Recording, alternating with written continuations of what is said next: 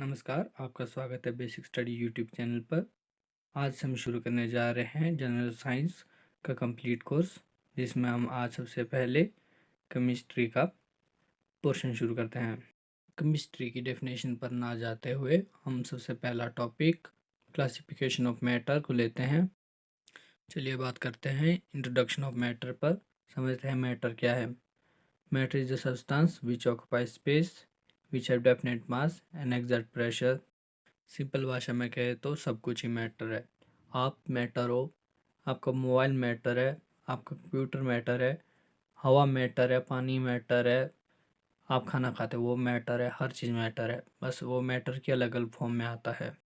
ये सभी matter atom और मॉलिक्यूल से मिलकर बन रहे हैं। एटम मतलब परमाणु और मॉलिक्यूल मतलब अणु। Atom is known as basic structural unit of a matter, यानी कि और किसी भी पदार्थ की सबसे मूलभूत इकाई है, क्योंकि इसी को जोड़कर मॉलिक्यूल बनता है और बहुत सारे मॉलिक्यूल जुड़कर एक मैटर बनाते हैं। बात करते हैं टाइप्स ऑफ मैटर पर।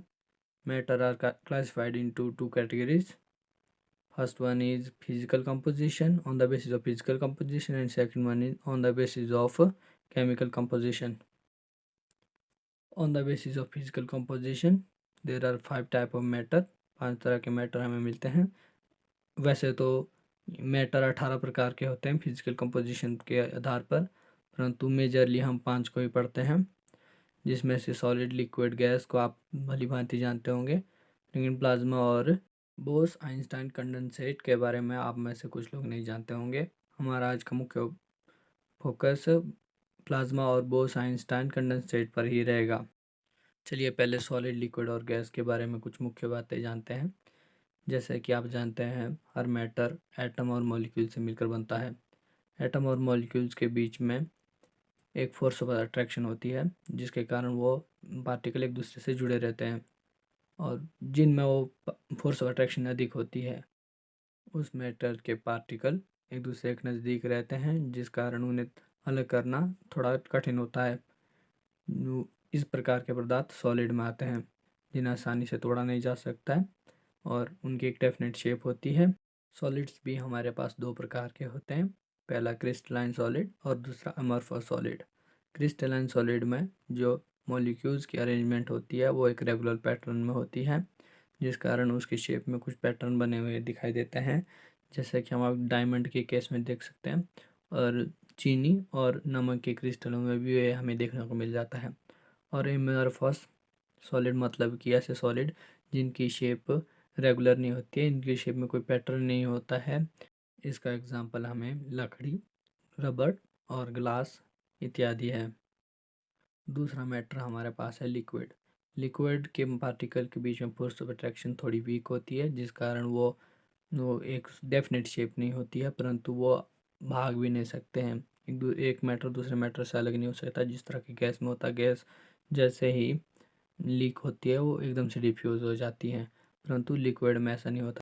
गैस ऐसे पार्टिकल से मिलकर बनता है जिनके बीच की फोर्स ऑफ अट्रैक्शन बहुत ही कम होती है, निग्लिजिबल होती है, जिस कारण वो एक दूसरे से दूर भागते हैं। आपने देखा ही होगा गैस लीक होती है तो वो एकदम से फैल जाती है। अब बात करते हैं आज के मुख्य टॉपिक प्लाज्मा और बोस आइंस्टाइन कंडेंसेट पर। Plasma is a super energetic and super excited particle which is found in form of ionised gas. Ionised gas का मतलब ऐसे गैस पार्टिकल से है जिनके एटम्स में या तो इलेक्ट्रॉन ज़्यादा होते हैं या तो कम होते हैं। बेसिकली हम ये समझ सकते हैं कि आयनाइज्ड गैस ऐसी गैस होती है जिसके पार्टिकल इलेक्ट्रॉन इमिट कर रहे होते हैं। चूँकि आयनाइज्ड एटम इलेक्ट्रॉन एमिट कर रहे होते हैं, इसलिए उनमें से एटम रेडिएशन के फॉर्म में निकलता है, और वह रेडिएशन हमें एक लाइट पैटर्न के फॉर्म में दिखाई देती है। हम इसका एग्जांपल सन और बाकी स्टार्स को ले सकते हैं। इसका अन्य एग्जांपल फ्लोरोसेंट लाइट और प्लाज्मा टीवी मान सकते हैं, क्योंकि उनमें भी इलेक्ट्रॉन इमिट होते हैं और आयनाइज्ड गैस के कारण हमें एक लाइट पैटर्न दिखाई देता है। इसका अन्य एग्जांपल आग की ज्वाला है, क्योंकि हम देखते हैं आग ना ही तो गैस है, अगर वो गैस होती तो वो फैल जाती। आग में हम देखते हैं ऑक्सीजन के मॉलिक्यूल सुपर हॉट होते हैं और वो रेडिएशन एमिट करती है, जो कि हमें लाइट के फॉर्म में दिखाई देती है। आप जानते ही आग में प्रकाश होता है।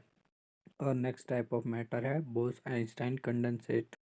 यह प्लाज्मा के बिल्कुल विपरीत होता है, क्योंकि इसमें गैस को एब्सोल्यूट ज़ीरो पर रखा जाता है। एब्सोल्यूट ज़ीरो का मतलब 0 डिग्री सेल्सियस नहीं, 0 डिग्री केल्विन होता है। जनरली लोग इसमें कंफ्यूज हो जाते हैं।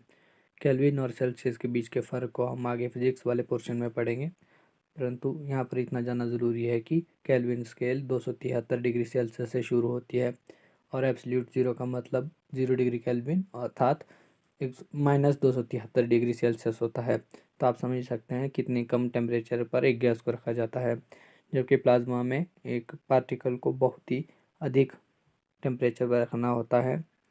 और बोस आइंस्टाइन कंडेंसेट में हमें देखने को मिलता है जब पार्टिकल को बहुत कम टेम्परेचर में रखा जाता है तो पार्टिकल बहुत नज़दीक नज़दीक आ जाते हैं और वो कंप्रेस होने के कारण एक नया ही पार्टिकल बनाते हैं, जिसे हम बोस आइंस्टाइन कंडेंसेट कहते हैं।